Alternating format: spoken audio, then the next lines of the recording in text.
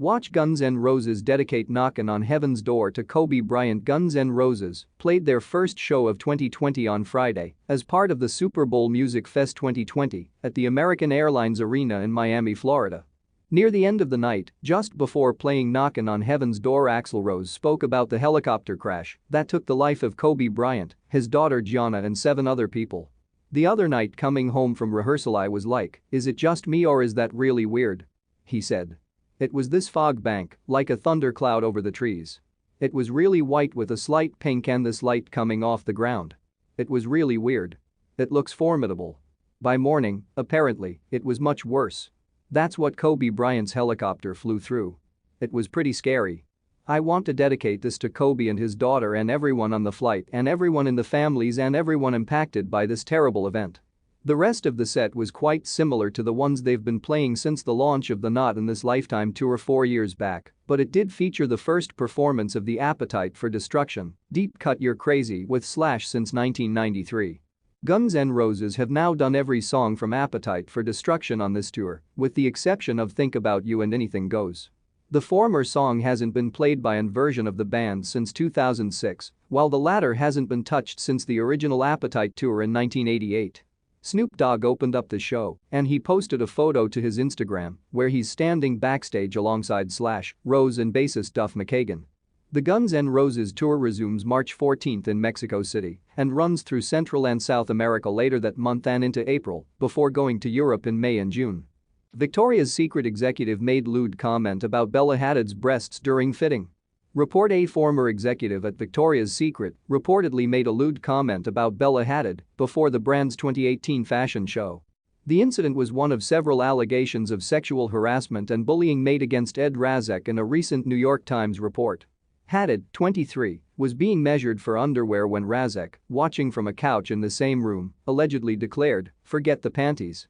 Razek allegedly went on to remark that the real question was whether the TV network would let Hadid walk down the runway with those perfect breasts, according to The Times, which also reported that at the same fitting, Razek allegedly touched another model's crotch over her underwear. A rep for Hadid and a spokesperson for Victoria's Secret did not immediately respond to people's requests for comment.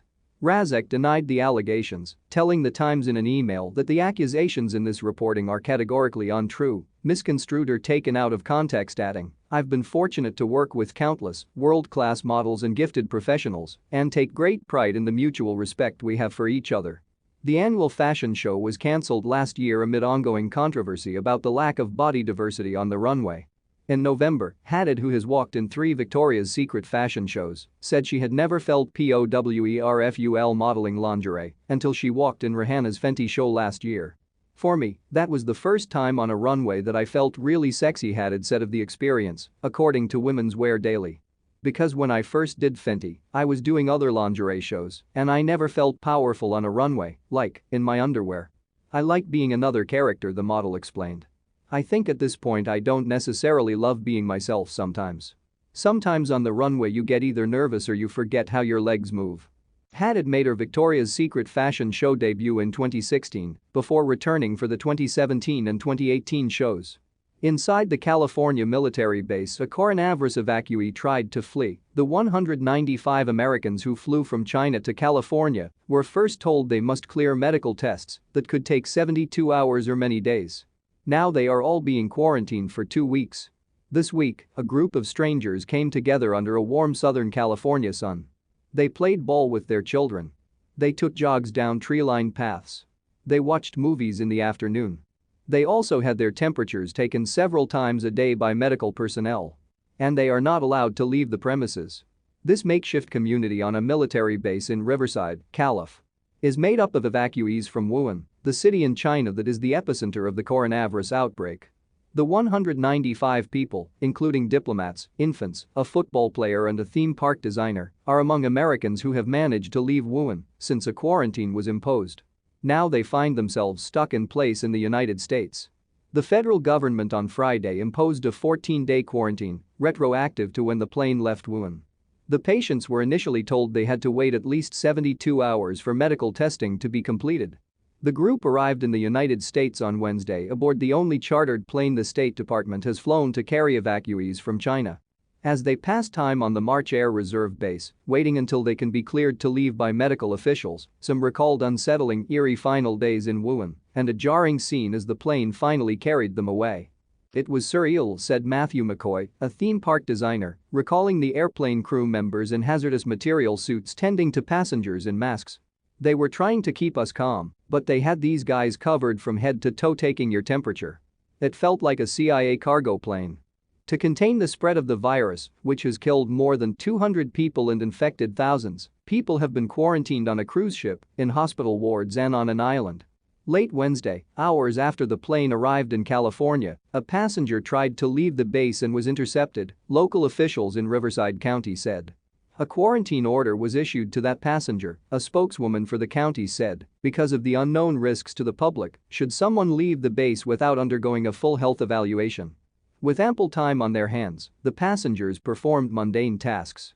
"I'm working out, watching movies, eating well," said Jard Evans, 27, a football player from New York City who has been living in Wuhan for 2 years, where he plays for the Chinese National Football League champions, the Wuhan Berserkers.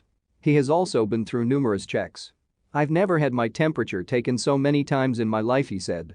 From his room at an inn on the military base, Mr. McCoy said, "It's not Club Med, but we're fortunate to be here. I try to stay busy with my work, social media and my hotel workout regimen." The Spanish-style hotel, which boasts stucco archways and a large courtyard, faces a verdant lawn. After a stopover in Anchorage for refueling and medical screening, the passengers were greeted in California by experts from the Centers for Disease Control and Prevention, who conducted medical tests and offered psychological counseling. Noses and throats were swabbed. Blood was drawn. Temperatures were taken, again. Some recalled bleak, sometimes terrifying, last days in Wuhan. Mr. Evans, a former quarterback at the University of Cincinnati, moved to Wuhan when he was recruited to play for the city's American football team. It had been a good season. His team had won the national championship in Shanghai on January 8. "I fell in love with Chinese culture," he said, "and I got to be the face of American football in China." But when the coronavirus began spreading through Wuhan, Mr. Evans shut himself inside his apartment, stocked up with rice, noodles, eggs and disinfectant. "I did exactly what every Chinese person did," he said. "I locked myself in." The city turned into a ghost town, Mr. Evans said. But he felt isolated, he said, and his mother, back in the United States, was worried for his safety. When he heard of a flight out of the country, he quickly filled out the online forms. An email from the United States Embassy in Beijing arrived, which read, "Space on this flight is extremely limited, and we respectfully request that you not share details regarding the flight, including on social media." Mr. Evans learned that he was number 171 on a flight that could accommodate about 200, he said. "I felt very lucky to be chosen out of all U.S. residents in Wuhan," he said. Some Americans reported that they had tried to get a seat on the flight but were told there was no room. Mr. McCoy, who lives in Shanghai, was in Wuhan working on a mall he is refashioning into a theme park when he got caught in the lockdown.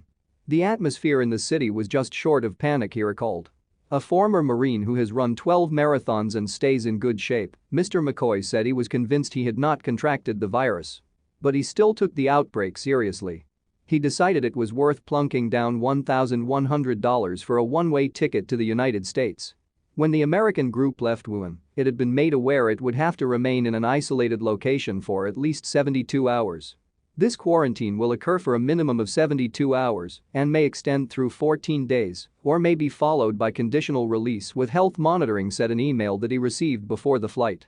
Mr. McCoy said that had not troubled most people. "Everyone was cool with that. We are trying to be patriots, trying to help," he said. "We're a captive audience here." On Thursday morning, their first full